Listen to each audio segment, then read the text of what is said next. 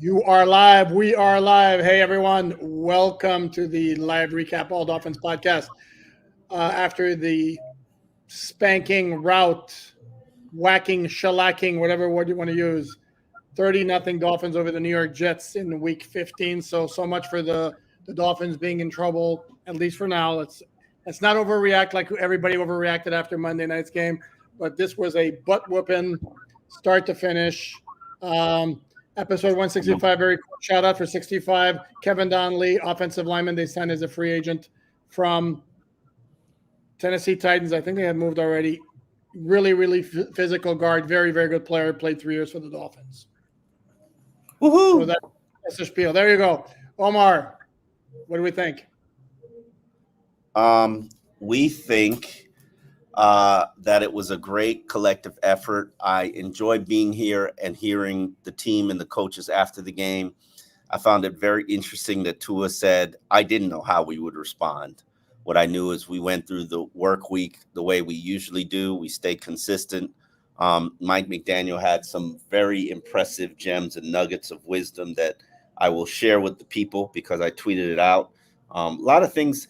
I think Mike McDaniel, when you get through those filibusters, you get little gems of wisdom that really stand out to me. There's no such thing as no, that's different. He was talking about resting players. Let me see. Embrace adversity for the opportunity that it is. You just have to be yourself. Yourself is absolutely good enough. The past and future doesn't exist. They leaned into the day. Who is he, the Dalai Lama? He's like the Dalai Lama. And here's the thing, he talks so much and he rambles so much that some of these things have to be like great gems because he's always trying to one up himself comment wise. So, but those were just natural comments and statements. It wasn't rambling. There was so little rambling today. I really think he was proud of his team. Obviously, Jalen Waddle was a top standout. Obviously, Bradley Chubb was a top standout with his 3-sack performance. Obviously, Raheem Mostert, even though he thought he sucked today, setting franchise records, Raheem was like, I sucked. And he felt like he let his team down. But the first game ball, guess who the first game ball went to? It should have been Bradley Chubb or Jalen Waddle, personally, but was it Tua? Liam Eichenberg! Well, no, I can get it because he probably sucked it up, played hurt, and he did a solid job. It's like your choices are play a guy at 70% and have him grin and bear through it, or play a guy who's practiced with the team for one day. And that there were so many unknowns, and Mike McDaniel talked about that. There's so many unknowns about what we were going through. Like, I'm sorry. I know you got just beat somebody by 30 points and a blowout and a shutout, but this is probably the toughest week of preparation on a short week. No secondary, no Xavier Howard, injuries up the wazoo, no Tyreek, complete everybody injured on your offensive line. Everybody. Now Austin Jackson's he was already injured, but the injury became worse. And you gutted it, you made it through, and you put up a 30 burger on a team. And to me, my very quick summary here is hat tip to a whole bunch of people on offense. McDaniel, the scheme, very quick passes, alleviated the pressure on the offensive line. Tua executed to borderline perfection. It was great. Jalen Waddle came up big with Tyreek not there. Raheem Mostert, I don't think he played a bad game. I don't know that he said he sucked. 2.8 yards per carry. I'd have to agree with him. Again, if you're a running back and big picture for your running back, to me, a running back is, are you maximizing what's out there? And I thought Mostert broke some tackles. On the 7-yard loss, where he's got 3 guys on him, the second he gets the ball on a pitch 7 yards back, that's not on him, even though it's going to kill his stats. So, no. But the story of the game to me was, again, the Dolphins pass rush, completely overwhelming, basically Division 1 against Division 5 team, and basically gave Zach Wilson zero chance, and then Trevor Siemian after that. And once the Dolphins got the first turnover off the Bradley Chubb, where he basically plastered Zach Wilson, basically game's over. The Jets are not going to be able to do anything offensively. And that, along with the scheme, removed all types of pressure from the Dolphin offense.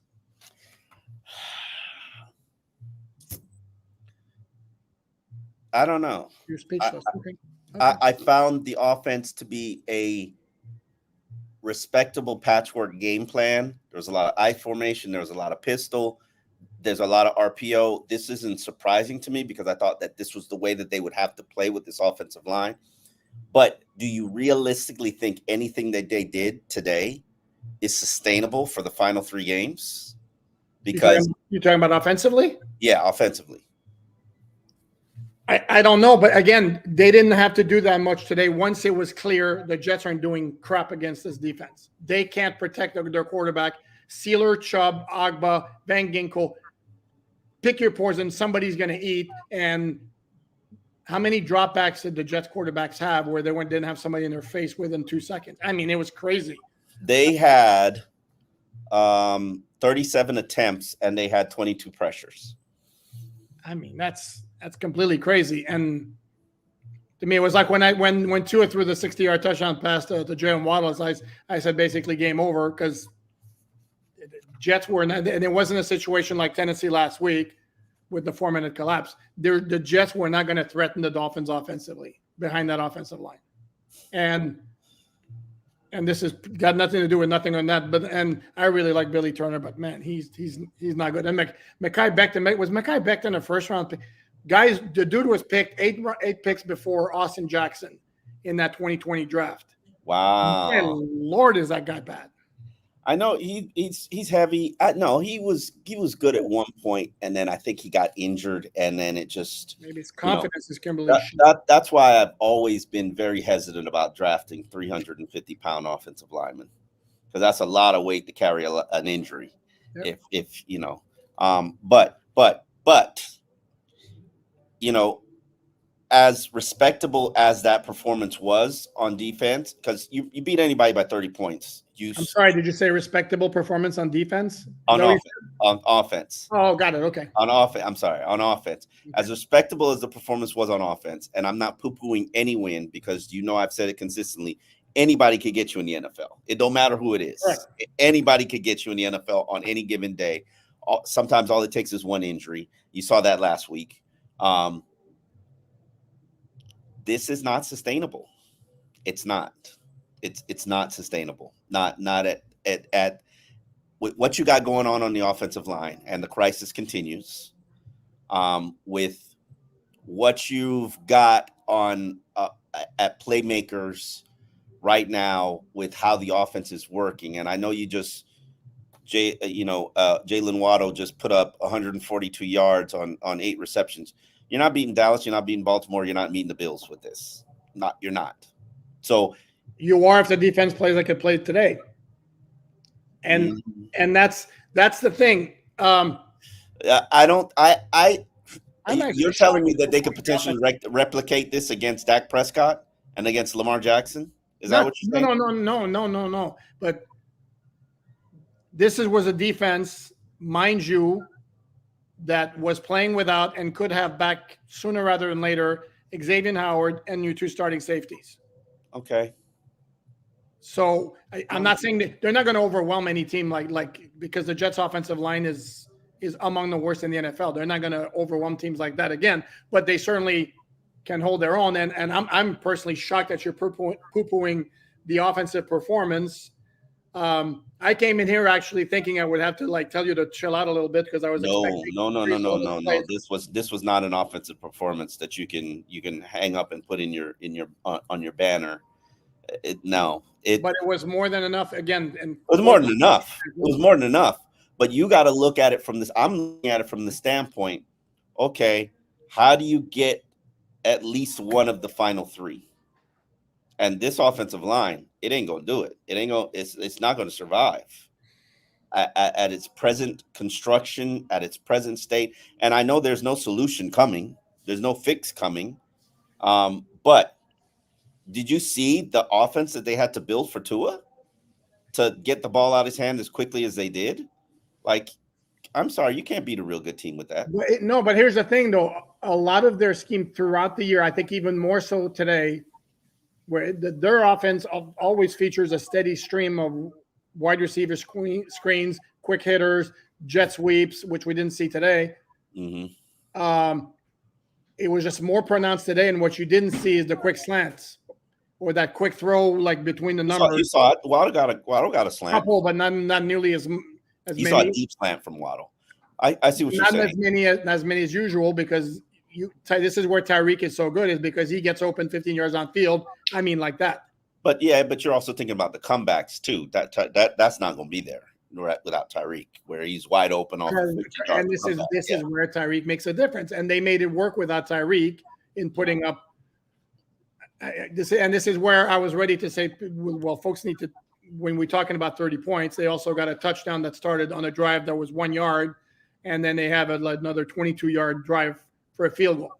So, but again, in a game like this, the two keys on offense was do something, hit a big shot one time, which they did, and then they also didn't turn the ball over, which was, although if we're going to be honest about it, there should have been a pick, but Quincy Williams dropped it. Even though by that time, I don't think it would have made a difference anyway. But for the most part, the offense did what it had to do on a day when the defense clearly was showing you it wasn't going to give up anything. Why are people discussing Big O on the chat? That's another show. You can watch his show. I have no idea what they're saying. We have no beef with Big O. Big O did not discover me or expose me to the world. I'd been doing this for 10, 15 years before I joined Big O on his channel. Like we don't have any beef with Big O. Well, maybe he discovered me as a podcast star because I didn't do a whole lot of regular stuff before him. So Big O did discover you. You unleashed me. He unleashed you on the world. And then now a lot of people are going, damn, Big O. Hey, and Monday I'm gonna tell Joe Rose you want some of him on tennis court, okay? So I'm gonna book it for you now. Bring him on. Don't be cowering out. It's like that. Oh, it's okay. Like that, yeah. Although I'm not in shape, he might actually have a shot to beat me. I'm just kidding. You better get out there on the court and start practicing. No, I don't need to practice, but damn, you like that? You don't need to practice? Like, okay. I'm very weird where the first time I play after a very, very long layoff, I'll play really well. Then the second time I play, I'll play like crap. But the first time back after a long layoff, actually, is not bad. Okay. All right. Tyreek Hill, let's discuss. And by the way, I'm going to give you a hat tip to you because we had a little friendly competition. Remember the 4 guys that we differed on, inactive, active? You beat me 3-1, jerk. However, hey, that Devon Achane, I told you. However, my one win was Tyreek. Hey, listen, there's no way you can have no Tyreek and then no Devon Achane. They are reliant too much on speed. They are. And it's not just speed to hit, but it's speed to stretch the field and speed to keep things as decoys. Even Chosen, I'm dying to know what his snap count was because he was on the field to stretch the field as well. He was on the field to line up offside. Listen, stop. I mean, come on. Everybody is important in this offense, okay? And actually, if you're making the point. Because right now it's like, okay, why did they bother elevating Darrington Evans from the practice squad? Now, if you're making the point, and it would be a very, very good point, that had they activated Tyreek and Tyreek told them, yeah, I can go, then Achane wouldn't have played. Then because they would have needed Evans at that point, and I guess that could make sense, but I was surprised. But like I said, that's my only win that I had. I had Tyreek inactive. Again, to me, it's high ankle sprain 6 days later. To me, it's a crazy notion. But I watched him warm up on TV. I know he looked fine, but he looked fine. I mean, obviously, here's my thing, and I don't think we got a straight answer in the press conference because Tua basically said Tyreek pulled himself. McDaniel said basically it was a collective decision. I need to hear from Tyreek because I want the truth. Not to say that we're going to get the truth from Tyreek. I think Tyreek would think that he can go. I watch. I mean, he was dancing out there, like, and then to not go was a little surprising for me. Correct. And then if you remember, McDaniel had told us last week it was going to be Tyreek's decision, but the doctors would have to sign off on it. So it's possible that Tyreek said, I'm fine. And the doctors were like, it's not stable. There's a good chance he's going to re-injure it. At that point, that's when McDaniel said, sorry, Tyreek, not happening. And obviously, the offense operated. Tua looked very good. It's still not the same offense without Tyreek. I mean, that's just a fact. What are we at in terms of people watching this? Because 805. 805. Okay. I don't know what is going on with these chats, and it's weird for me because they're arguing about stuff and Big O, and I'm like, what happened? What's going on with Big O? Saying about him. I don't know.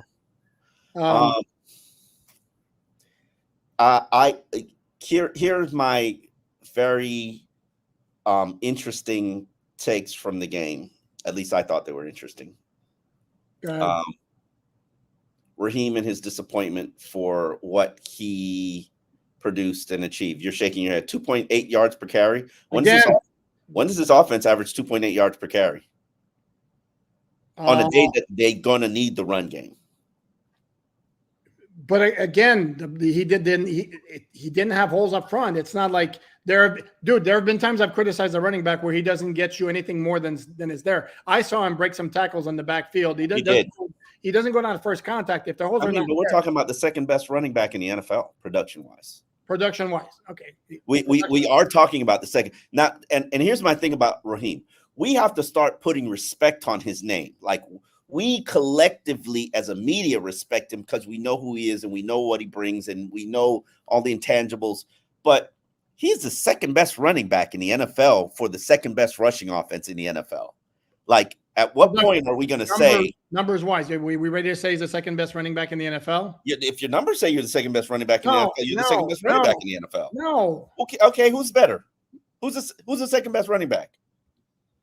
Do you think he's a better running back than Derrick Henry? They shut down Derrick Henry, except for that touchdown. What I asked you, who's a better running back?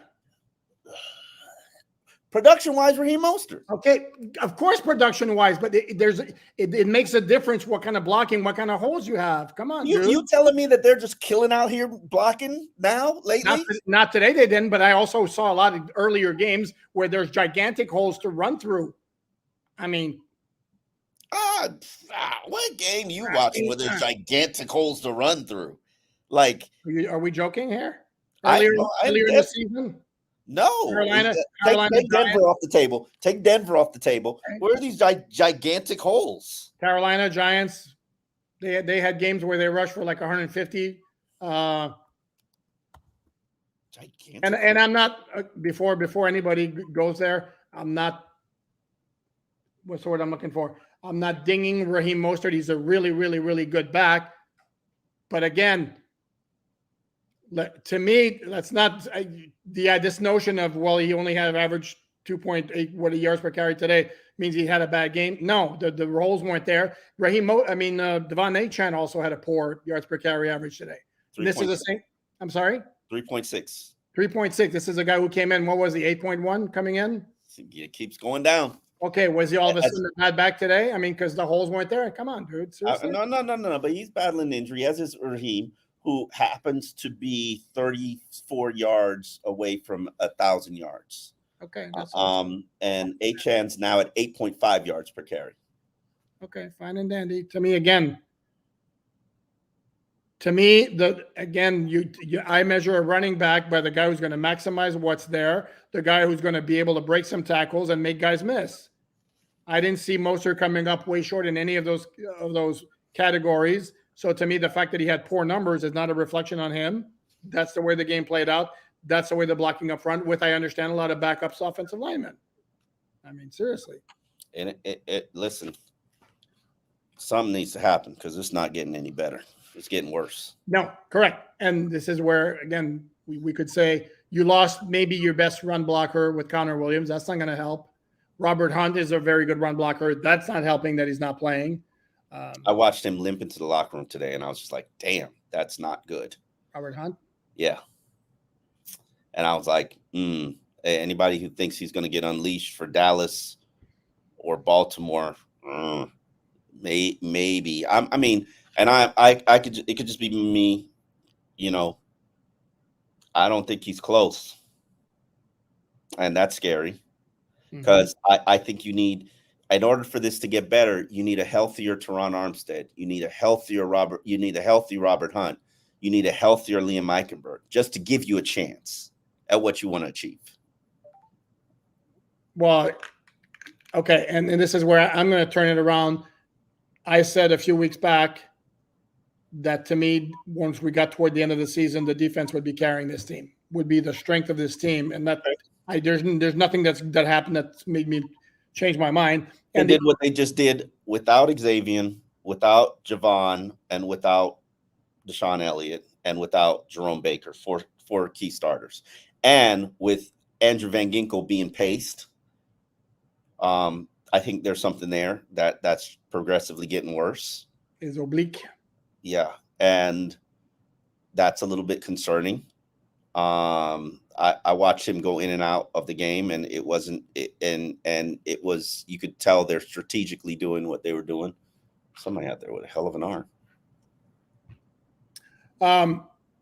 No, and it's not going to look like it did today. They're not going to dominate the Cowboys, Ravens, or Bills the way they did today. But the defense can play well enough to give the offense a chance to pull out victories. And that offense, to me, even if the running game is not going to be what Mike McDaniel wants it to be, what you want it to be, they still have a fighting chance. And that's the bottom line. Okay, should we tackle some of these? Absolutely. Young Tae Kim. I hope I'm pronouncing it correctly. Young Tae Kim. I seriously have to be your biggest fan and fans' biggest fan in all of Japan. Love you guys. Great win today. Very nice team win today. Thank you very much. Yes, it was a very, very good team win. What time does the game come on in Japan? Please tell me. Answer that question. Oh, that's a good question. Yeah, I'm curious. Buffalo's about to extend their lead. They're at the goal line. So Buffalo's beating up on Dallas? Buffalo's beating up on Dallas. Man, remember when I told you that the season's going to come down to Dallas? I mean, not Dallas, but Buffalo at the end of the season. If Buffalo wins their next three, the Dolphins would have to win two of their next three to not make it a winner. Winner wins the AFC East in Week 18. Man, I have and after this, Buffalo's playing at the Chargers next Saturday night, and they play the Patriots at home in Week 17. So. I see some Eichenberg's comments in the, I own the seat as a resident Liam Eichenberg critic, and I will tell you that what that young man did today, gutting it out and playing in that situation, it should be something that's commended. I saw one of our fellow podcasters, Neil Driscoll, basically taking a dump on Eichenberg for his performance. And I know he gave up a sack, maybe two. I haven't really seen it. I haven't seen the other one. I'm sorry, but anybody who goes out there and plays at 70% with a calf injury or they don't practice all week, and I know he was listed as limited, but we saw he wasn't practicing. You put some respect on that, especially when, it's a very important position that he plays. And, I have said this. I said this on the QM pregame show, and I stand by this, and I've said this to you. This season's in Liam Eichenberg's hands now. Like, unless this Jonathan Harris guy comes here, Harrison, learns the offense, comes in and just is a monster. Like, Liam plays a very important position. It's not like just throw somebody in their position. And he's got to be consistent and reliable. And that's hard. Serviceable. It's got to be serviceable is the way I would put it. I don't want to. I don't know if I want serviceable. For you to achieve what you want to achieve, you can't have serviceable. I disagree because I don't think you. Again, to me, this team was never going to be. It's never going to be about the running game. It's going to be about the passing game, and it's going to be about the defense. Sorry, I told you this. Rushing attack in the NFL. It's the balance. Yeah, my God, we keep going over. We're going to keep going over and over and over and over again. Their running game feeds off the passing game and how defenses are scared. Did you notice? Is it possible, perhaps, that the absence of Tyreek played a role in maybe the Jets playing closer to the line of scrimmage and hurting the Dolphin running game? Okay, touche, fair. But is it possible that the running game also leads to the productivity of the passing game? No. At least explain your no. I don't think anybody fears the Dolphins running game in and of itself more to any sort of degree. I'll be honest. Again, second leading rusher in the NFL. Nobody fears him. See, there's a disrespect. This is disrespect number 2 for Raheem Morris from Alan Poupard. You're going to keep throwing stats without context, and I'm telling you that everything is created by the spacing horizontally and vertically, a lot of which is predicated on the presence of Tyreek Hill and Jalen Waddle scaring the crap out of opposing defenses. And horizontally with Achane and with Mostert. Come on, don't. Except that it's not for the vertical threat, the defenses come closer, and first of all, they don't play 2 high safeties. Okay, let's go here. Hold on. Like anything other than serviceable is available this time of year. LOL. Come on, Omar, you're smarter than that. He's not wrong. Jared's not wrong. I keep imagining if we had a healthy O-line, imagine giving Tua more time.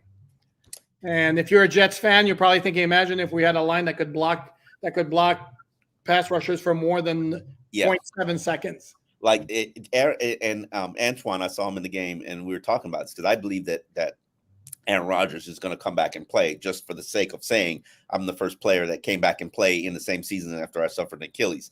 That's how his mind works. But Antoine's like, and play behind this offensive line, does he have a death wish? And there is some truth and merit to that. All right. I don't know, man. What is it you don't know?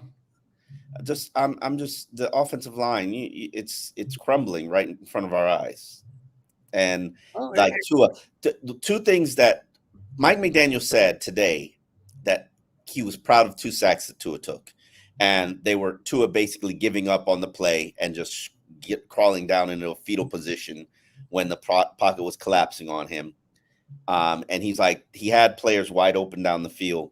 He wisely took the sacks. And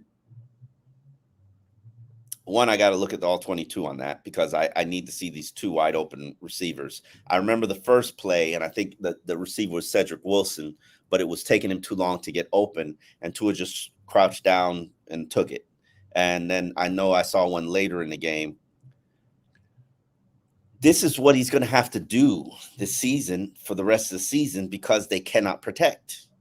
That's what he's done all year. And that's something that hasn't gone to me mentioned nearly enough in his ability to stay healthy, as opposed to, well, he's learned a jiu-jitsu role.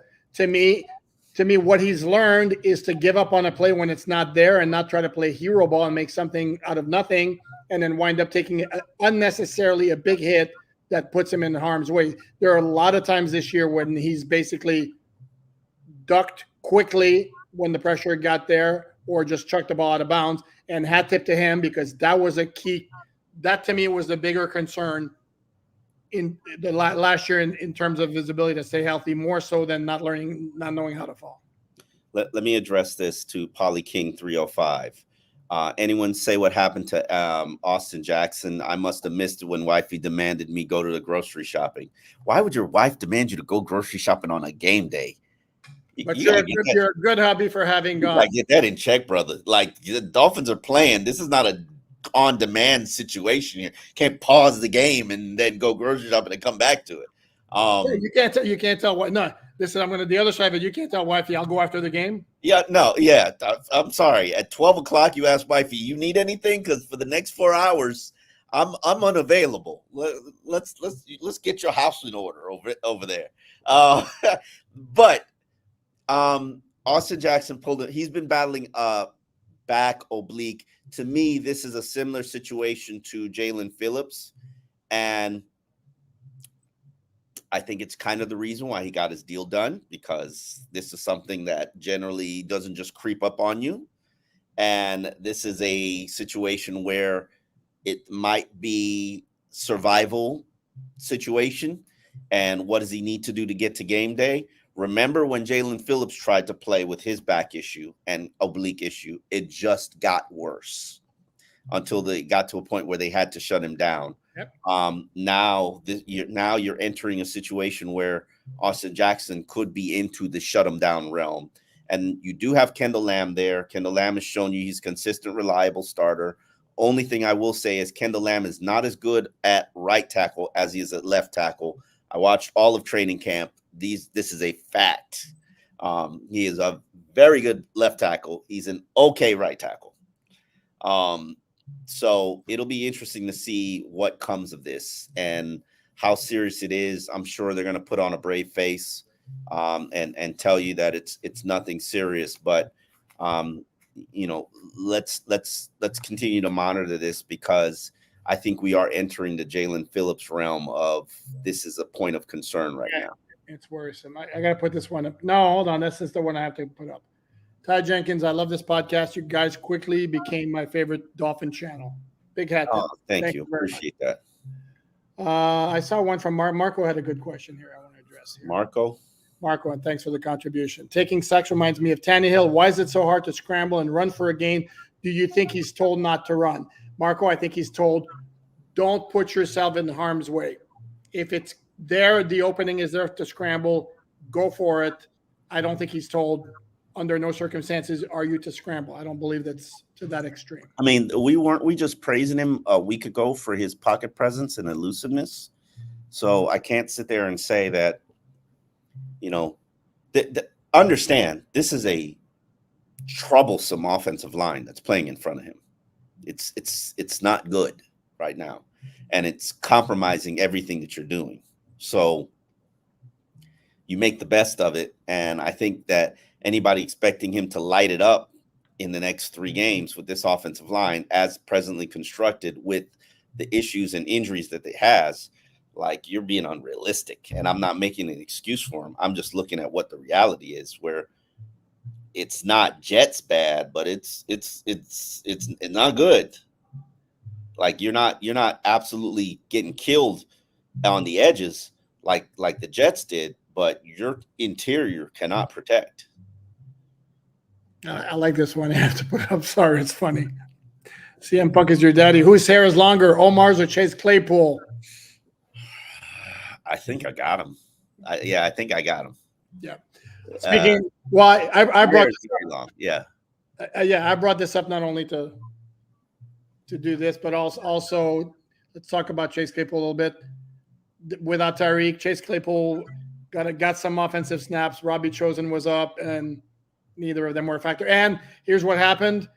The offense, instead of being Tyreek-centric, it was Waddle-centric. So they even put Waddle on Tyreek's side of the field. They put Waddle in motion. I mean, I always thought that that's what you would do with Waddle. You would put him in Tyreek's plays, and, it showed that he can be that productive playmaker.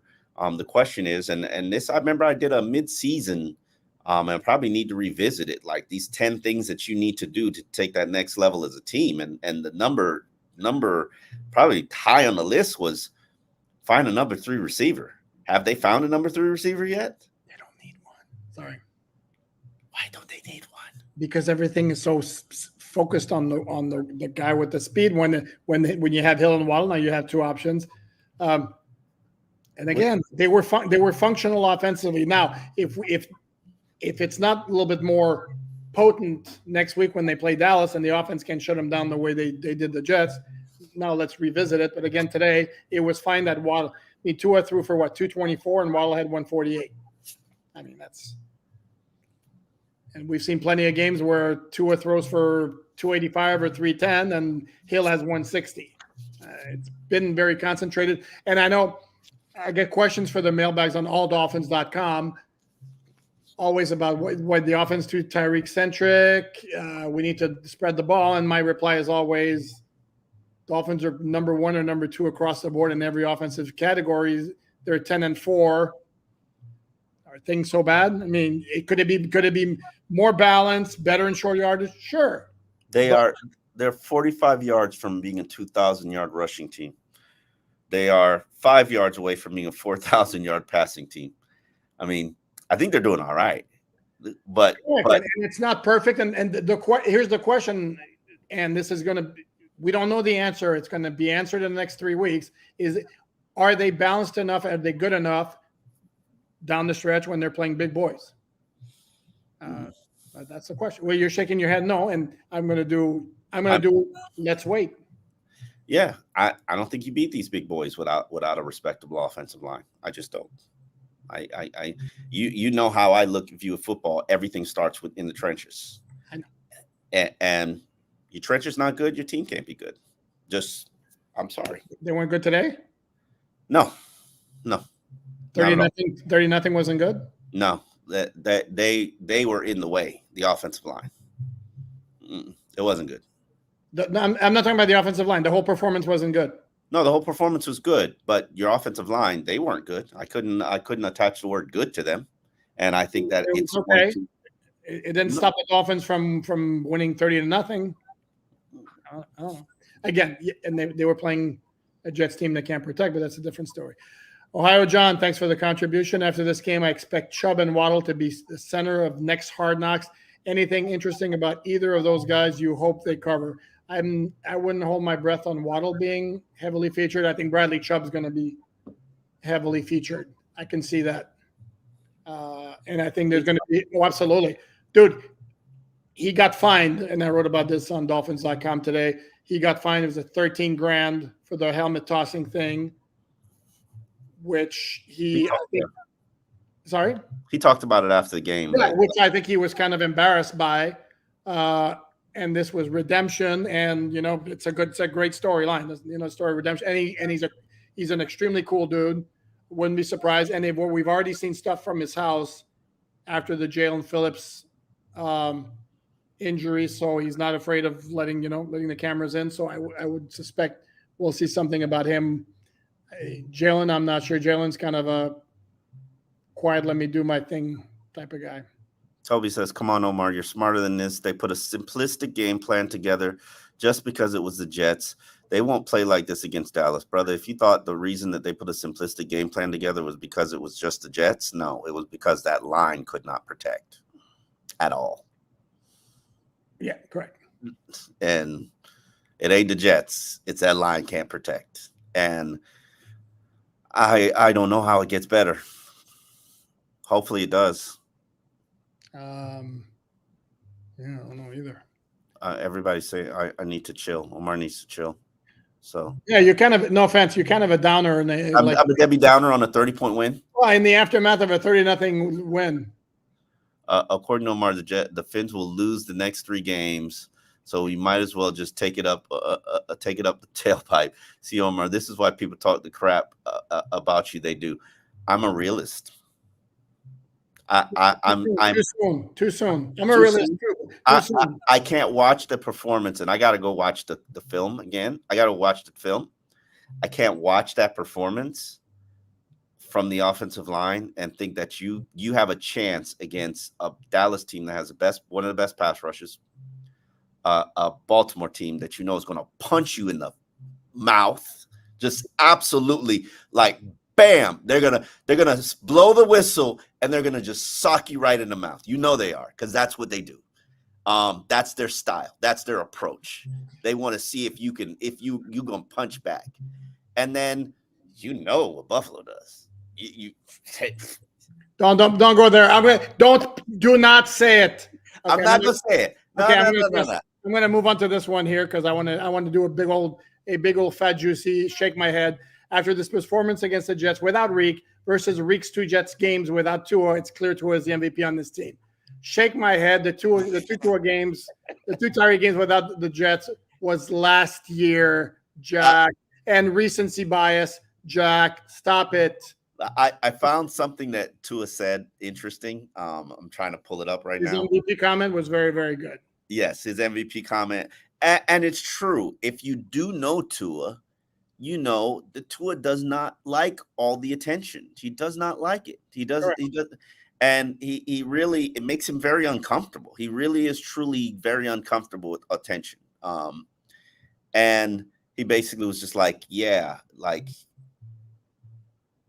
make anybody the MVP, not me. But this is not about me. This is about the team. And I hate the fact that everything is made about me. And it's true. But as I said, after he finished his press conference, well, when you're going to be asking for $50 million a year, everything's going to be about you. Yeah.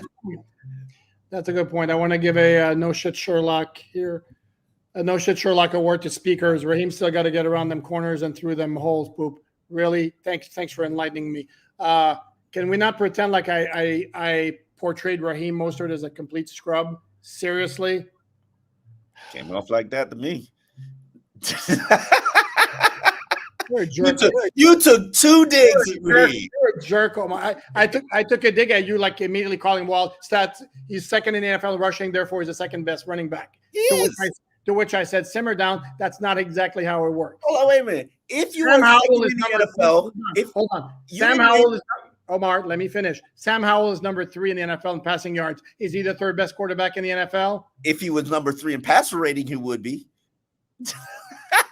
So Brock Purdy is the best quarterback in the NFL. And absolutely, no question. Brock Purdy is the best quarterback in the NFL right now.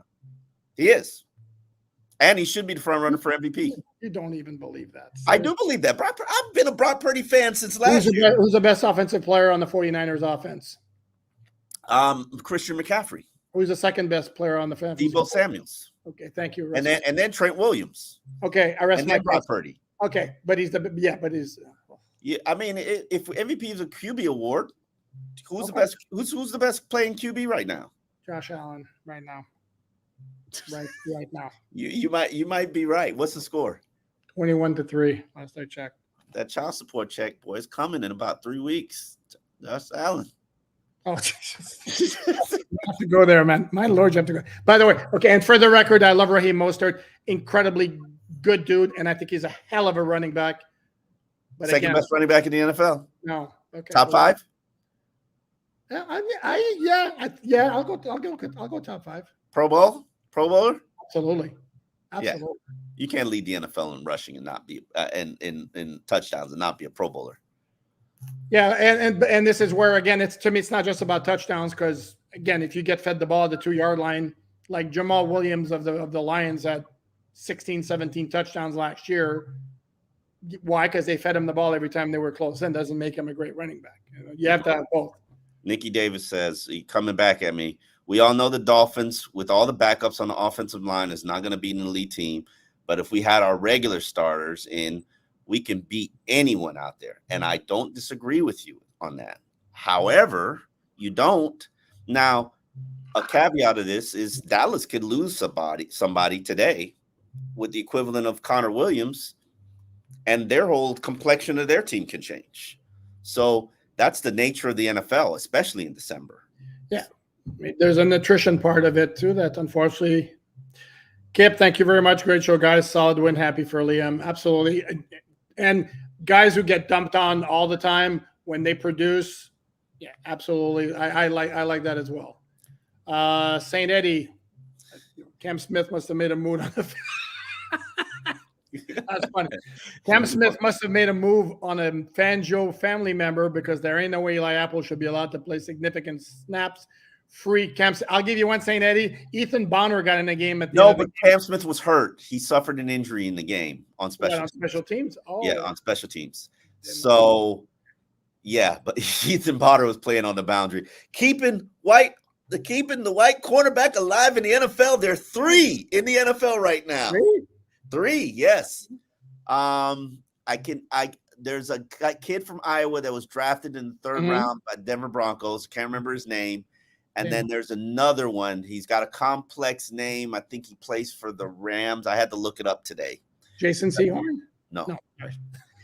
And this is significant because people don't realize this, but when you are a white athlete with speed, they do not allow you to play cornerback. They don't. And I don't in college, I don't know why. It's not, and also I'm told that the best of the Caucasian athletes are going to soccer, baseball, hockey, and then there's the other sport, the lacrosse, and they are not playing football. And so that's led to the extinction of the white cornerback. Oh, did you read like some sort of sociological study on this? I've been looking into it for quite a while. In fact, I tried to write a story back when I was at the Sun Sentinel, and then I even talked to Fox, Dustin Fox, who at the time was the last one to play after Jason Sehorn. Okay. But it just became such a. I'm focused on it because it's much like the white receiver before Wes Welker and the slot receiver. They were almost extinct, and then they had a comeback.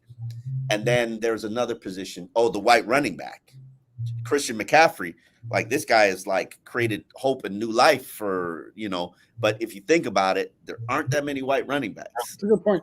That's a very good point. And it's not because they don't have the talent. It's just stigmas, and it's just like for decades, 2 decades, blacks weren't allowed to play quarterback because of stigmas. And here we have Ethan Bonner, who is the second, if not third fastest player on the team. He's in the top 5. And if you're fast, you should be allowed to play cornerback. You should be. You're fast, you're fast. I do want to make a point to St. Eddie here, because you're ragging on Eli Apple. Yes, he gave up a couple of conversions. However, important to point out, he had a really nice pass breakup on an early third down, the play right before the fake punt, where Zach Wilson actually threw a really nice ball. It was a 3rd and 4 to Xavier Gipson, and that should have been a completion. And Apple was covering him across the field and dove, knocked the ball away. Next play, fake punt, the Dolphins stuff it, and they go in for a field goal to make it 10-0. So that was a good play. So give him his props, even though he did give up completions. But guess what? Cornerbacks give up completions. I think Mike McDaniel said he learned he was going to play like right before the game. That Apple was going to play? Yeah. Apple learned that he was going to play right before the game. Interesting. So, but that also leads to why he probably played over Cam Smith, because Eli Apple probably prepared for this game as if he's going to play, because he has the maturity of an NFL veteran, whereas Cam Smith still does not have the maturity of an NFL player. And that's the one thing that you consistently hear. He's got to learn how to be a pro. So that's why, he didn't play, but it is what it is. Well, we have Sam Madison is, I believe, scheduled to speak with us this week. So I think that would be a good question. Again, I'm sure we'll be reviewed. I'm not asking Vic Fangio again about Cam Smith, but I certainly can ask. What is going on with all the big old comments in the damn chat? Like, Matto, love the streams. Do you think there is a low snap guy who you think is ready to step up with opportunity, offense and or defense? Omar, go ahead. Say it. Say it, Omar. No, I'm not going to say it. Right. It rhymes with Moby Wozen. Go ahead. Say it. Nope, not going to say it. No. I was very proud of what Elijah Campbell did. For those who were here in the beginning of the podcast, I thought Elijah probably was positioning himself to be the starter before he suffered the injury. So I want to give him his props. I'm trying to think. Young guy. Brandon Jones had 2 picks today. He did. I know he did. I mean, they were. Yeah. I'm not a hater, but they were extraordinarily easy picks. But I'm not gonna knock anything that young man did. He's had a very trying and challenging season. Very, very trying and challenging season. And his future in the NFL or with the Dolphins is not stable. He's gonna be putting together a resume for other teams, and this is, he's gonna be Deshaun Ellioted, where basically Dolphins don't care if he's here or he's not here, and he's gonna have to go find some place where he can be a contributor and a starter. And props to him, because these two interceptions and these starts that he's getting right now are definitely helping him. He's gonna go wherever Brian Flores is.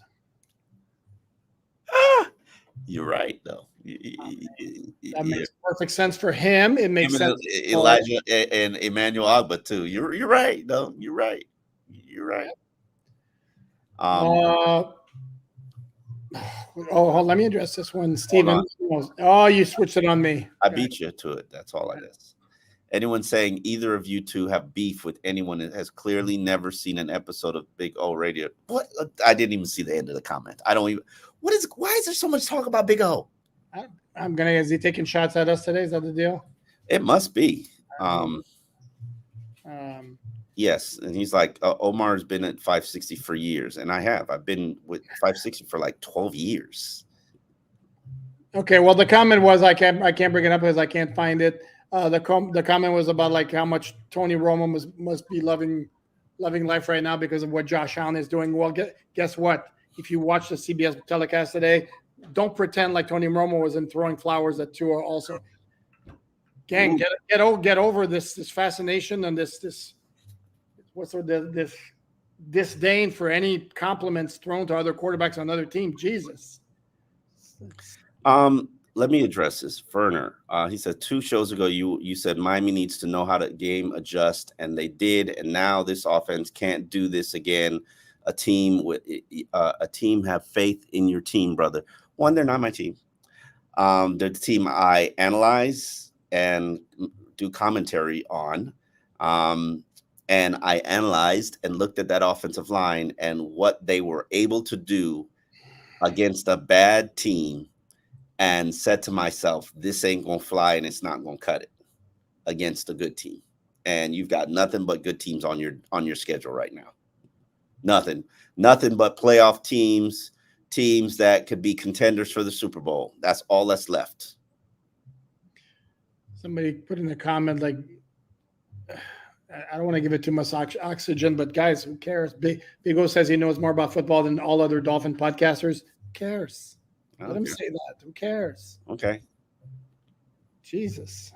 Can we stop with those comments? Seriously. Did Armstead leave game healthy? Armstead left the game, yes, healthy. I believe he did, yes. Armstead is going to be as healthy as he's going to be this season, and hopefully he continues to get better. But you need him on that offensive line because everything else shades the other way. So you need him on that wall. You want him on that wall. And here's the thing: fans got to realize that the players pay attention to their level of disrespect, and Tehran is paying attention to the level of disrespect that the fan base has put out there for him. And the whole thing. Omar just let my A Few Good Men reference just completely go by and didn't even acknowledge it. Shame on you, Omar. You want me on that wall. You need me on that wall. Sorry. Okay. It's an okay movie. Oh, really? Wow. Nikki Davis, Poop always said a win is a win. Win is a win is a win is a win. Absolutely. Here's okay. Go ahead. Thoughts on safety play today? It was good enough. Yeah, it wasn't. Jets couldn't do anything downfield anyway because they didn't have time. They had a shutout. Correct. And Brendan Jones had 2 picks, and Elijah Campbell had a tackle for no gain on a reception in the second half. Gave up a completion or 2. No, they were perfectly fine. I want this one here. Dallas ain't all that. They're getting killed in Baltimore. Almost lost to the Rams. So please don't say these teams are so amazing. Let's go, Jerry. They're getting killed in. Let me look. They're getting They're getting killed in Buffalo. Okay. Yeah. All right. And does that mean all of a sudden they suck or they're having a bad game? Dolphins look like crap on Monday night. Does that mean that's who they were and they automatically were going to lose against the Jets because they look like crap Monday night? Things change from week to week. Sorry, Dallas is a good team. If by ain't all that means unbeatable. No, they ain't all that. I'm looking at the final scores. Oh man, which one? What? Texans are still in the playoff hunt. Jesus. Oh, they pulled out a nasty one. Saw the end of that game here. Had a touchdown in overtime, overturned by a holding penalty, and wound up winning on a 54-yard field goal at the end of overtime. Well, they just won't die, huh? Them and the AFC South, they might list 3 teams at 8-6 or 8-5 right now. The Browns at 9-5. Wow, are they winning that division? Baltimore's going to win that division. Oh, I forgot about Baltimore. Logically. Oh They almost lost on a Hail Mary, though. That's tonight, baby. I'm glad it's the night game because I'm gonna try to see it, but I probably should look at the Dolphins game again just because I got to do Joe Rogan show tomorrow and I got to make sure I have my facts and context because anything I slip on, it's just absolute disaster.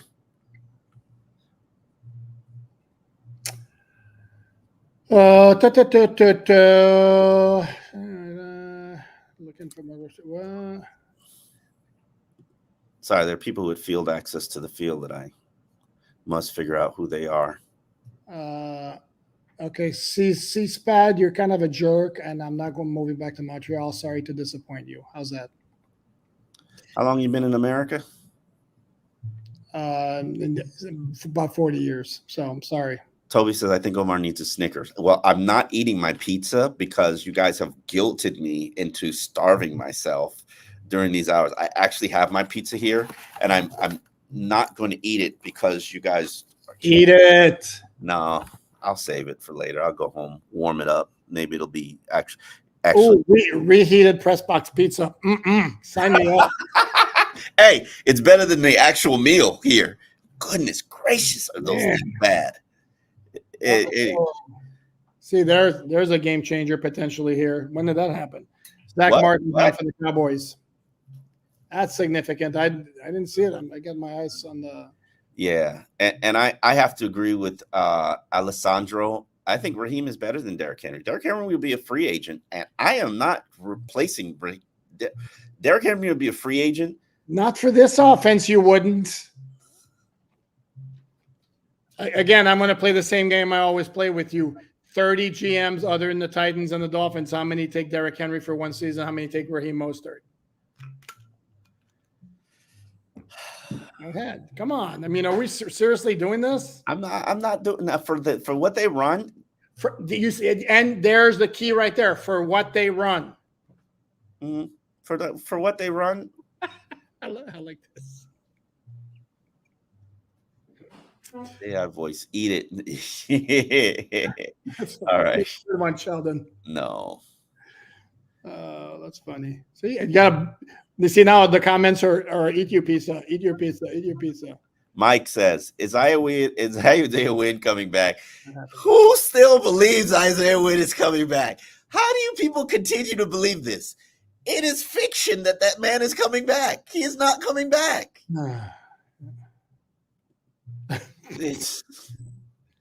Isaiah Wynn is not coming to save your line. I'm sorry. He's not. I'm sorry. That's funny here. The part why do the Canadians look so funny on South Park? I don't know, but that's funny. Terrence and Phillip are hilarious. That's funny stuff. Derrick Henry doesn't fit this offense. Precisely, Dean. That's the point. That's the point I'm making. Has Zach Ertz not been signed? Nope. Supposedly 6 teams have expressed some kind of interest. So he's gone without a paycheck for 3 weeks? Was his contract fully guaranteed? What's going on there? No, he gave it no because they remember they mutually parted ways.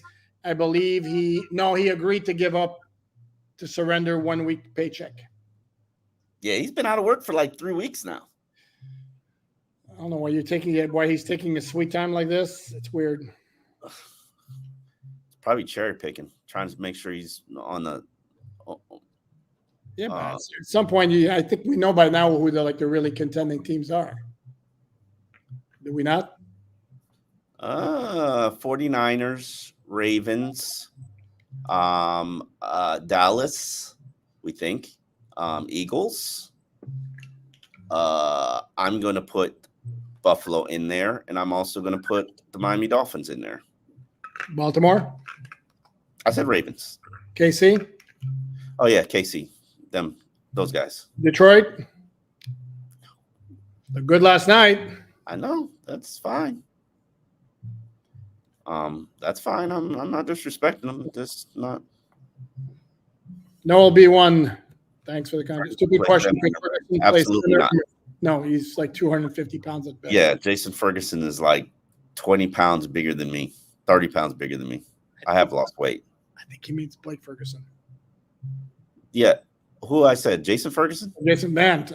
Remember Jason Ferguson? I do remember Jason Ferguson. He could play center, as big as he was. Yeah, he's a guy that taught me the essence about nose tackles and the challenge of their position. I learned like key elements of the 3-4 defense from Jason Ferguson. Good guy. Yeah, and he did a good job. He was a very serviceable nose tackle for the Dolphins. Omar Eat. No, I don't need to eat. I haven't even been eating lately, so I don't need to eat. Okay. This is, what do we got here? Omar, let's remember this O-line played against a top 3D line. See your point, but a little credit. Are the Jets a top 3D line? Especially without Quentin Jefferson. No, I don't. Sorry. He left the game very early. Yes, I'm sorry. That performance. I haven't looked at the tape, and maybe the tape is gonna change my opinion. I apologize, people. I am a Debbie Downer. I am a realist. You're a Debbie Downer. Own it. What are you talking about? I could be positive too when I see things to be positive about. Didn't I tell you that the O-line was 30-0? O-line was a catalyst of the season. I told you Butch Barry's the MVP of the year, and okay, things are changing, and they're not changing favorably in your direction. And I'm sorry, I can't look at the offense and see how it's handcuffed by the offensive line play and not tell you this is going to be a problem, and you're going to blame it all on Tua, and you're going to blame it all on the run game, when truth of the matter is your engine is crap. Okay, now, but it couldn't – I'm going to play devil's advocate here. If you're saying Butch Barry was the MVP, then why couldn't he make it work with what he has now? If it's the true MVP. There's nothing left to make it work with. There's nothing left. What do you? You're saying it wasn't the players before, or as I said all along, the scheme which makes things – I don't want to say easier, but which is formulated to not put as much stress in certain areas on the offensive line. Mm-hmm, mm-hmm. But when you have compromising areas, it's one thing to mask where you have a compromising area when you got one or maybe two. You got 4 compromising areas on your offensive line. 4. Like, you don't see a problem with that? You're not good at left guard. You're not good at center. You're not good at right guard. You're not, and right now your right tackle is on fumes. And that's not even addressing your left tackle, who I haven't looked at the film. I haven't looked at the video yet, so I can't tell you how he performed. And I really have to watch the video for Tehran. But bro, they struggled all game. Play calling shielded the line today. Absolutely, it did, without question. As well, it should have. But when teams see that film, that's my point. When teams see that film and say, this is how they're playing because their O-line is crap, how do we exploit this? Like, good defensive coordinators can build off that.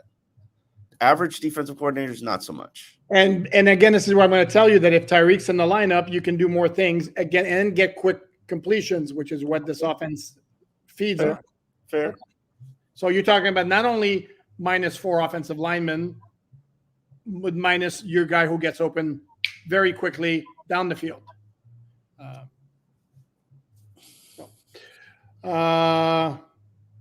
Didn't get sacked 3 times today. He did. Look at that. Newsflash, Omar. The Ravens defense is mad overrated. Are they? I don't even know. Well, see tonight. It sprung leaks against the Rams last week, if that's what you want to say, but overall they've been pretty good. Marco, you totally hit the nail on the head. This offensive line, they got to give Tua more time. They got to get Tua more time. Where Mike McDaniel is basically saying Tua's trying to find open receivers downfield, and he realized he had to take a sack. You cannot survive like this. You cannot survive like this as a team. And I don't see any solution other than Kendall Lamb, who's probably not right now needed at right tackle. Other than Kendall Lamb playing guard, which he's been absolutely resistant to doing. What options you got? You're out of options. Don't make it sound like every time Tua went back to throw and it wasn't a screen pass that he was harassed the way the Jets quarterbacks were today. I mean, hold it down. I gotta give Danny back his score. Hey, I'm coming right up. Okay, So as I just told Omar, I'll repeat it to him if I have to when he comes back. Bills now up 24-3. It's not like the pass protection wasn't great, but it's not like Tua had somebody in his face every time he dropped back the way Zach Wilson and Trevor Siemian did. So I'm not on board with Omar on this. I think the Dolphins offense can function. Can it operate at peak efficiency the way it did earlier in the season when it was completely humming when we had most of the offensive linemen in the lineup? No, but still. And with the defense likely to get some of the key players back who weren't there today, Xavier Howard, Deshaun Elliott, Javon Holland.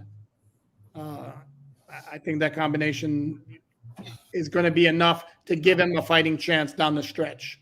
So to me to say it's 0-3 down the stretch because if the offensive line is the same as it was today, I'm not on board with that. Sorry. 20. If I don't know if you missed this somewhere, it's not 24-3. Okay. Did Omar run to get his Expos hat? That's funny. No, I had to borrow a charger from Daniel, so I had to give it back to him now that he's leaving. Oh, there you go. This is the kind of comment I want to highlight. No, that's the one. This one right here. Rifleman, thanks again for all your hard work. We do appreciate it, guys, and we do appreciate you, Rifleman, and everybody who's on here. Not quite as much those who are on here just to make nasty comments, but still appreciate you being on here.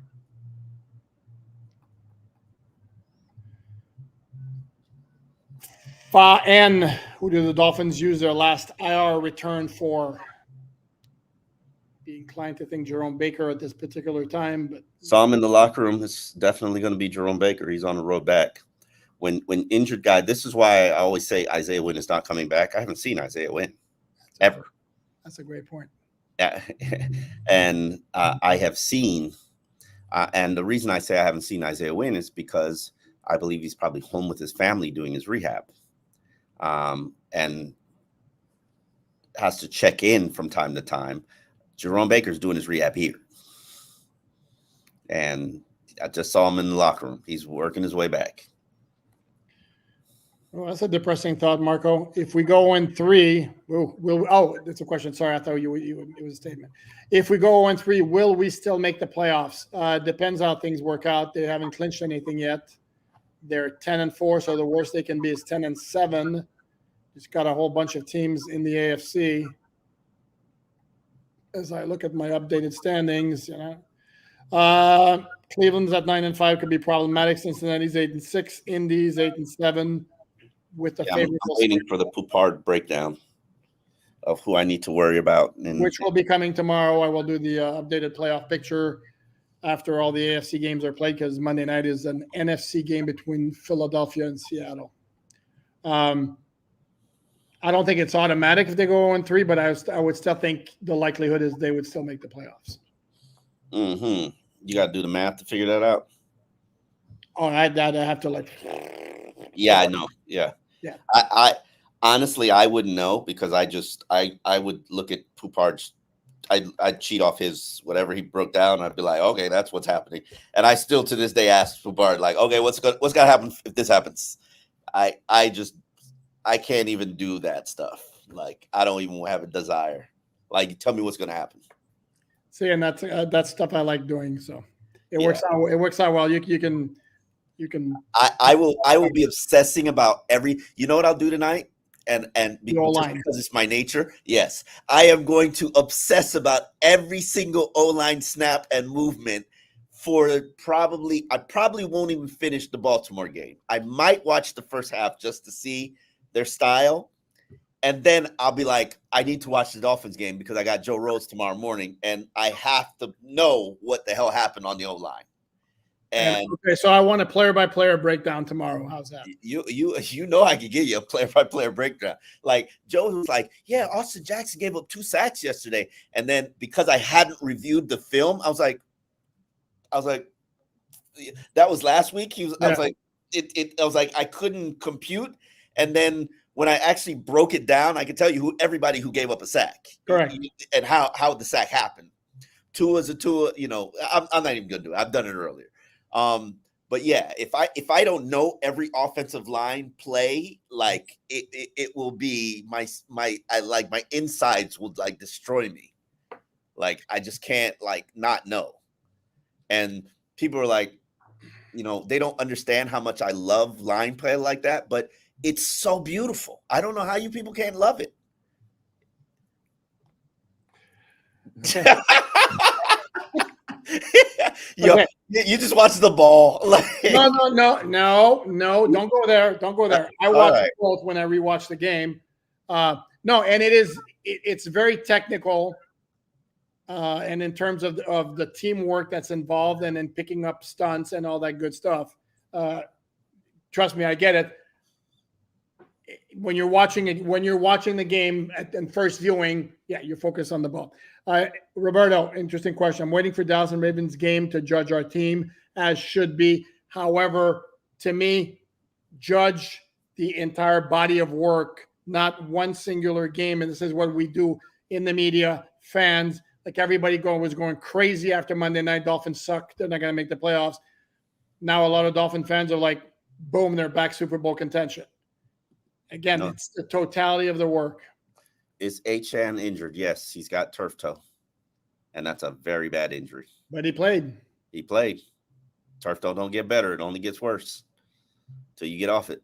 So we'll see. Jordan Phillips is having a hell of a game, Omar. When did I ever say he was a bad player? He's a lazy player, but he's not a bad player. Ooh, you went there. Jordan Phillips cherry picks when he wants to play and when he doesn't want to play. Let's just say his motor doesnn't always run. How's that? Is that a beautiful way of putting it? Yes, I have seen a few good men. Maybe I need to rewatch it, but they want me on that line. They need me on that line. Yeah, and yes, it's a good movie. Thank you, Matt. Thank you. It's a good movie. Okay, thank you. If the season ended today, what does the playoff look like? The problem, well, Baltimore's playing tonight. If Baltimore loses tonight at Jacksonville, the Dolphins claim the number one seed in the AFC. Then they would get a first round bye. If the Ravens win at Jacksonville, then the Dolphins would be the second seed, play the seventh seed, which right now would be the Indianapolis Colts. Yes. This is a great question and gives me a great opportunity. Omar, how the hell are your teeth so white? One, I don't drink coffee. And two, I get them whitened at least 2 times a year at Midtown Dental, which is run by one of my close friends, John Nelson, who's, if you're looking for a good dentist, Midtown Dental, they have great dental plans. You get 2 cleanings per year. It's phenomenal. So shameless plug. Who is my team? Omar, who is your team? Football wise, I used to root for people that I have friends on the team. So I used to root for the Ravens, used to root for the 49ers. I root for friends, not necessarily teams. And I don't have that many friends in the NFL anymore. So I'm getting old. So most of my friends are out the league by now, or actually in front offices. You are old. Yes. Ethan Williamson, wouldn't you rather play FC Championship game in Baltimore than KC? I would much rather play KC. And here's the reason why. I know Baltimore style completely intimidates this Dolphins team. Didn't last year. One game, aberration. No. Tell me about the history. Oh, the history. Yeah, correct. But that. Tell me about the history since Harbaugh has been the coach. Then even Billick. I mean, remember the 2001 playoffs, the 2008 playoffs. They just basically, for lack of a better term, bullied the Dolphins both times. They will bully the Dolphins. That's how they played. That's how they play. But then KC, you have the Patrick Mahomes factor. People say I'm a Ravens fan. I used to be a Ravens fan. I have not watched a single snap of the Baltimore Ravens this whole year. Not a single snap. And might not watch might not watch this game, to be honest with you, because depends on how much I really need to go over the Dolphins game. No, can't do this. Fan is asking who's the biggest a-hole on the team. Not doing that. We both know, but we're not saying. Actually, I can think of two candidates, and I'm not. I know the exact two candidates you're thinking of, and I definitely ain't saying. There's no. It's a cost benefit situation, and there's cost benefit, baby. Not gonna go there. What? No time. Okay.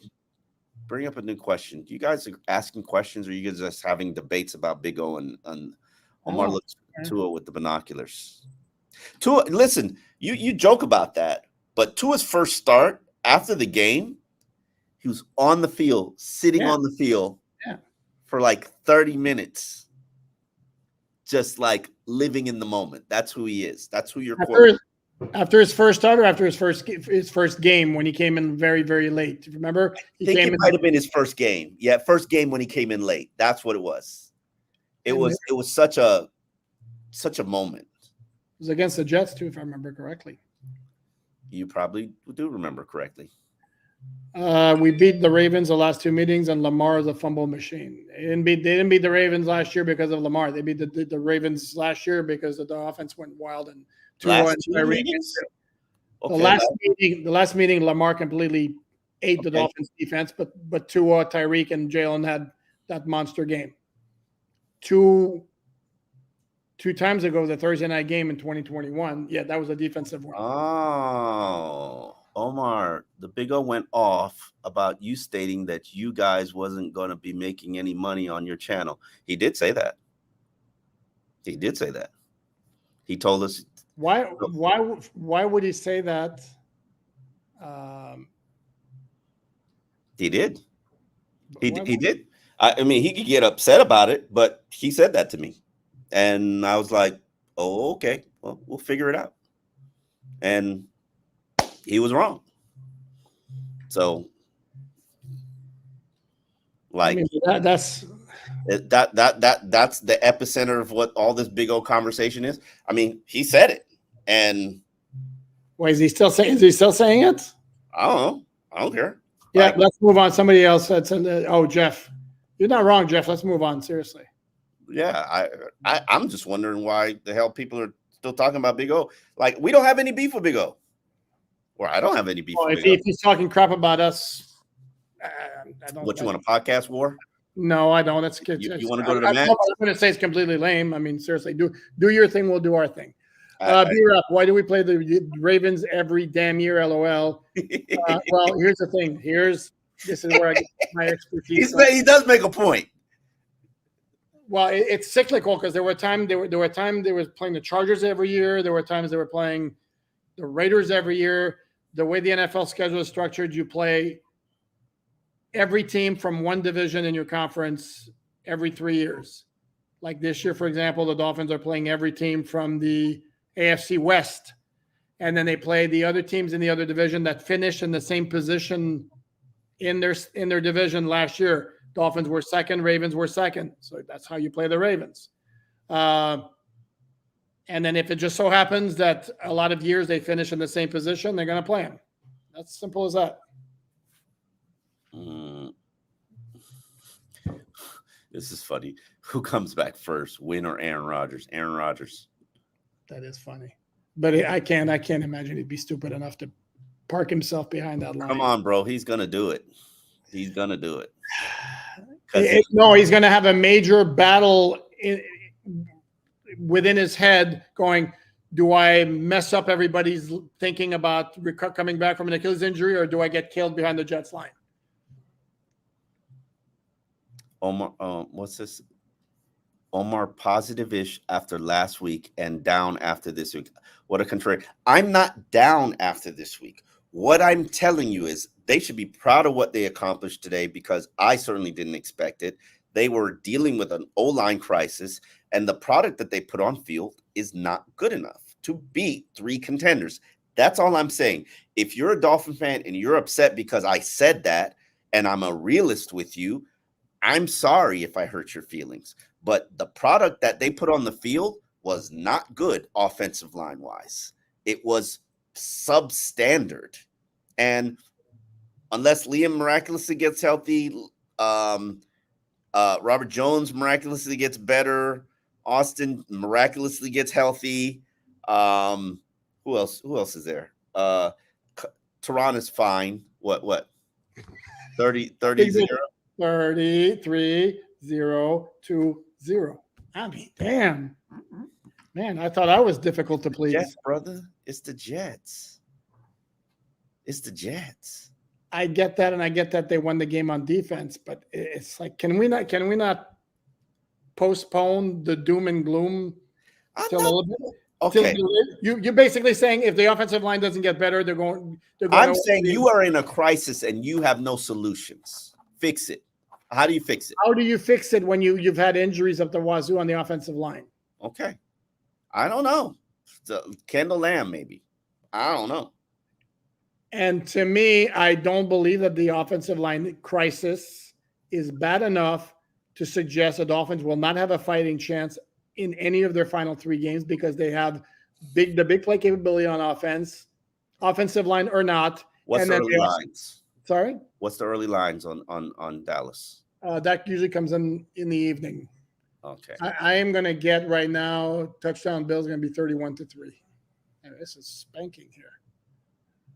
I told y'all Buffalo ain't dead. Y'all keep thinking. No, Buffalo's not dead at all. No, their key game was last week when they beat Buffalo is scary. That's the team I don't want to play. Buffalo's scary, yes. Yeah, Don't say it. Don't say it. What is this? We get it. Miami's 3-1 against the last 4 versus the Ravens. Okay. Are they? Yeah. No, it's for real. No. Dude, they won the last 2. They won 42-38 last year. They won 22-6, I think the final was in that Thursday night game. I gotta look that up because remember 2019 when they got spanked? Yeah, for the 59-0 game. Yeah. Ooh, that was harsh. I believe in aliens. I do not believe in ghosts. Scummy. Same here. Not that you asked, but same here. Thanks for asking. I'm not super. I'm reading these comments. I'm sorry. Omar is either super high or super low. I can't even. There he goes. Tricky. I wasn't high last week. I wasn't low either. And this week, I'm not super high over this win, and I'm not super low. I'm concerned because your rushing attack averaged 2.8 yards per carry when it's averaged 5.3 most of the season. And your quarterback was handcuffed by an offensive line that basically couldn't protect him. And you think that that's going to be good enough down the stretch against 3 Super Bowl contending teams? Because we will acknowledge that all 3 are Super Bowl contending teams, right? Okay. Yeah. But isn't where somebody would say Tua was handcuffed enough that he wasn't handcuffed enough that he couldn't go 21 of 24 for 224 yards? A lot of that was short little check down stuff, and that ain't gonna work. What? I said no question. I agree, but he still had the 60-yard bump to Waddle. Yeah. He had a couple of other nice throws. It wasn't like they weren't like it was all screen passes and quick throws. There was a lot of that, and there's going to be a lot of that. That's how you help your offensive line. Mm-hmm. But there has been some of that throughout the season. I would like to get to a point where you don't have to handcuff your offense to help this offensive line. I don't think you can win anything with that approach, where you're placating your entire offense because you know your line is crap and can't protect. Like, they have been the anchors that have held this season down. I've said this on this podcast. I continue to say this. They have been such a stellar unit. And I get it. You're on your 9th and 10th offensive lineman. Like, what the hell do I expect from you? But season falls apart if the line falls apart. I've never, ever wavered from that. Okay, we were repeating the same things we've already said. All right, cool. Well, where was I? Omar, what was your prediction? I don't make predictions. Okay. I don't. I expected them to win. I definitely didn't think, because I told Solana, I was like, yeah, if they predicted the Dolphins to win by 10, I definitely bet the Jets, because I didn't think they'd beat them by 30. So I definitely thought they'd win, but I didn't think they'd win by 10, which is part of the reason why I don't bet.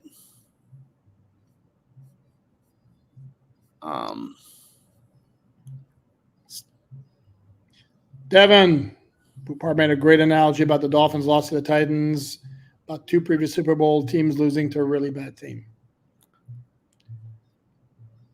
I'm not quite sure. You're referring to yeah, I'm not sure. But he said I made a great point. That's why I had to bring it up. A great analogy. So you don't even remember his great point, the great point you made. Well, the point I had made was about the teams that lost in a fluky manner at the end, and the Dolphins were on the other side, and those 2 teams went on to win the Super Bowl, which was the Miracle in Miami and that Leon Lett play on Thanksgiving. I remember that point. Okay. Touche. Well played on your part. I'm asking more if he was a Dolphin fan at the time. Oh, interesting here. Still here. I guess Orlando's watching the Bills game. Bills have been doing short throws all game. Okay. This guy, Alan, I'm asking Mar if he was a Dolphin fan at the time Marshall was a player or beloved Dolphin. No, I wasn't a Dolphin fan. I was a Brandon Marshall fan. Damn sure I ain't Brandon Marshall fan now. So really, what happened? Sorry.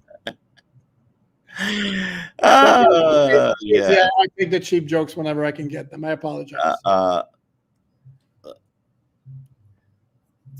Wow, there's way too much big O talk like on this. Yeah, guys, leave it alone. We're not even gonna. I don't even understand why I came on here and there's nothing but nonstop big O talk, and then you get on here and then it's nothing but big O talk the whole time. Woogie shuggy. Every time we play teams over 500 teams, they have lost the week before and we get beat. Incorrect. When they played Buffalo in week 4, Buffalo had won the week before. They had smacked the Raiders. No, it smacked Washington on the road. So that's not correct. The Eagles had lost to the Jets. When the Dolphins played the Chiefs. Hold on, I can look at this real quick here. This is week 7, so week 6. The Dolphins played the Chiefs the Dolphins played the Chiefs in week 9 in their previous game. That's right. They lost to Denver. I could have told you that. Then why didn't you, instead of making me look it up? I was trying to find another question. Okay. So is Mike McDaniel in the Coach of the Year running? Absolutely not. He's in there among betting odds, but I think Dan Campbell's going to get a lot of votes, and I think DeMeco Ryans in Houston, to me, has to be the front runner. When you're 8-6 with a team that was hot garbage last year and you started a rookie quarterback, I think that's your front runner to me. But what do I know? All right. Are we close? We're getting there, but yeah, we get more questions since you get Rudy. If Miami wins out, Mike will be in the Coach of the Year. Yeah, he's in the Coach of the Year. He's not the front runner. That's what we're saying. So you're right, but if he does win out, he will win Coach of the Year. If he wins out, they become 13 wins. I probably lock up the AFC. Yeah, but I don't think it works. Again, a lot of times what happened, Omar, you're talking about a team that made the playoffs last year. You're going to match that against Dan Campbell. The Lions haven't made the playoffs since I didn't have a beard or something like that. And they're about to clinch the NFC North. And again, the Houston thing, generally speaking, this is what happens is the big turnarounds. Who was it last year? It was Brian Dable with the Giants, who was a first-year coach. So you're saying they give it to the big turnarounds and not the team that's positioning themselves to make it.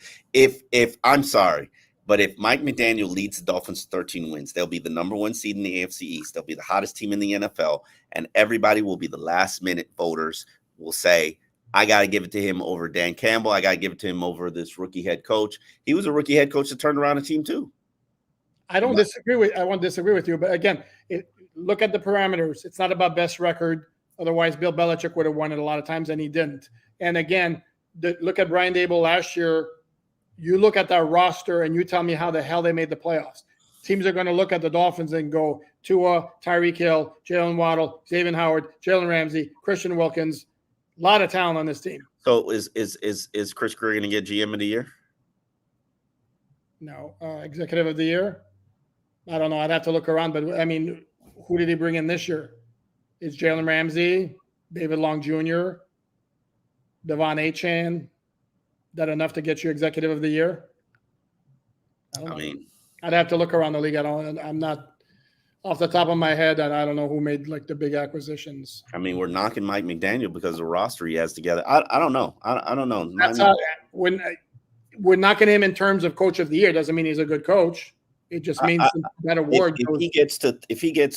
If he wins these next 3 games, beating Dallas, Baltimore, and Buffalo, they will be the hottest team in the NFL and the most talked about team in the NFL. And he will win damn MVP. He will win coach of the year. It's not okay. I'm telling you, but it ain't gonna happen. But like I don't have any doubt about that. And like the way the media is obsessed with Dolphins, like I sit there and I do the pregame show, and Fox and ESPN, they are obsessed with the Dolphins. They talk about the Dolphins every 20 minutes. I understand that. To me, I would tell you, even if the Dolphins finish 13-4, number 1 seed in the AFC, unless Detroit and Houston miss the playoffs, I don't think Mike McDaniel wins coach of the year. But that's and again, this is not a statement on his coaching whatsoever. It's just the way the award works. Mm-hmm. Another pick by Dak Prescott. Man, that game is ugly. Is Dak Prescott doing a Dak Prescott? Wow. And here's the thing: if you believe in that type of thing, like the recent viewer asked about the idea. Should I finish my point before we address Noel's question? No, go ahead. Finish your point. No, my point is if you believe it, because I think your point was in talking about how every time they face a 500 team, they've lost a week before. The idea being that chip on your shoulder want redemption, bounce back. Bill's getting smacked. Sorry, the Cowboys getting smacked 31-3. Yeah, that certainly comes into play there. I think Noel B1 has a very excellent point. Didn't see any touchdown celebrations. That's just wrong. What the heck? I think every old man screamed from the top of a mountain. And I saw Michael Wilbon calling them out for celebrating when they had the 14-point lead against the Texans and them looking like fools. It does challenge the identity of who they are as a team because they have fun, they celebrate. Maybe Tariq is the reason why they do all of that, and maybe without Tariq, but Raheem could have done a surfing. He just didn't. That is a great question and something that I will get to once I get into the locker room. Yes. Here's the thing. On the CBS telecast, they referenced a touchdown celebration after one of the first scores, except they never showed it. This was when they came back from commercial and they never showed it. So yeah, I didn't see any, but okay, brother. We have to acknowledge this. Thank you very much, Ricky. Thank you. Thank you. Thank you for everybody who supports us, everybody who continues to support us.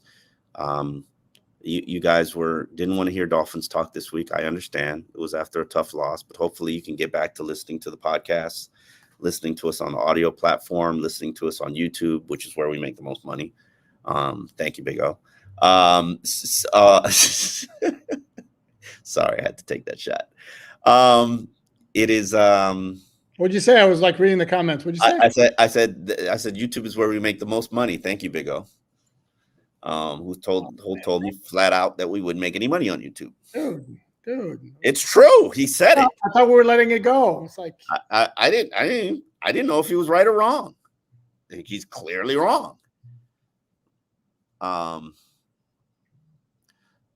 Whatever. Can't we all just get along? I'm sorry. What? Yeah, no. Apparently, I don't know. I guess we can. Yak Prescott. No, that's how it started. Edward, thank you for the night. Whoa, you can't do this to me. You guys are the best. Guys, I popped in late. Sorry if you guys discussed this, but what's your take on Chase Claypool being utilized? It was better this week, but could it be better? I'm at the point where I think it is what it is with Chase Claypool. And, again, understand this. This is a former second-round pick who's been traded twice in his first 3 years in the NFL. Maybe there's a reason. I don't know. Okay. I don't have anything to say on it. Christian Wilkins' new deal. I think that dude is balling. Man, that dude is balling. It will be Quentin Williams-esque. So, and Christian wasn't going to take a cent less than what his peers were taking. And damn right, he's proved that he deserves it. So, is he having a year? He is having a phenomenal year. I think he's at 8 sacks now. I even beyond the sacks. I mean, you always feel him. My Lord, is he noticeable on the field? And even like the fake punt, he's the one who. Can you imagine if he gets the double J? He's going to get franchise tagged, and that's just going to buy them some time. If they can't work out a deal, he's going to get ridiculous money, and he deserves it. I agree. He shut everybody up. Wow. Anyway, I'm not even going to acknowledge some of this stuff. I'm going to acknowledge this. Max from Montreal. Always going to acknowledge my Montreal people. Josh Allen has 7 completions for 94 yards. James Cook 221 total yards. Let me look at the box score here real quick. Holy smoke! Oh no, I had it open already. Holy smoke, that is crazy. Josh Allen 7 for 15. Wow. James Cook has a $179 rushing. Woof, man. And the Cowboys have 115 total net yards. Man. That is any word on Cam Smith? He suffered an injury. I can't remember what it was. I know I tweeted out. Let me look up. Hold on. Okay. Well, so I got to bring this up. Cam Smith injured hamstring. Hamstring. Scrummy, is Omar going to win Podcaster of the Year? Like poop doesn't exist? Thank you for saying that, Omar. Oh, thank you. Listen, I don't care about any of that stuff. I do want there's a thing that you get from YouTube when you get over 1 million views. You get like a plaque. I do want that, but cool. Other than that, I don't care about none of that stuff. All I care about is you guys continuing to watch the podcast or listen to the podcast and read alldolphins.com, where I'm telling you, people are charging you $20 for subscriptions a month. We give it to you for free. Free. FREE. All the same coverage. Oops, wrong thing. All the same coverage that you get from all the other sites. We give it to you for free. So hopefully you got alldolphins.com bookmarked on your page. We're there for free. So hopefully you continue to support us and continue to support the website, continue to support the podcast. We have been here now for over 90 minutes. Is that what it says? At the very top. An hour 38. Yeah. So I thank you. We'll continue to we'll see you tomorrow on a podcast and continue to give you great Dolphins coverage. But on that note, I'm out. It's out. We'll see you tomorrow, guys.